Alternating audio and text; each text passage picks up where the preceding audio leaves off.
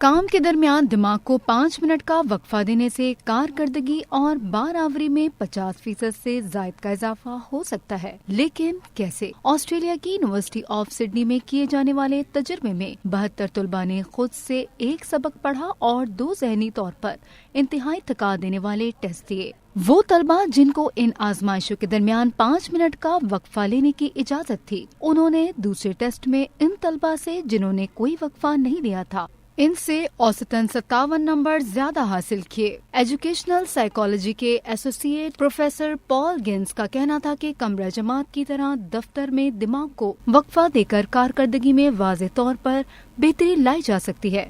وقفہ لینا صرف سوچنے سمجھنے کے لیے نہیں ہوتا، یہ بارآوری کا ایک آسان طریقہ ہے جو ہر کسی کی رسائی میں ہے۔ ان کے مطابق انہیں اس بات کا یقین ہے کہ تحقیق کے نتائج کا اطلاق کم عمر اور بوڑھے افراد پر کیا جا سکتا ہے۔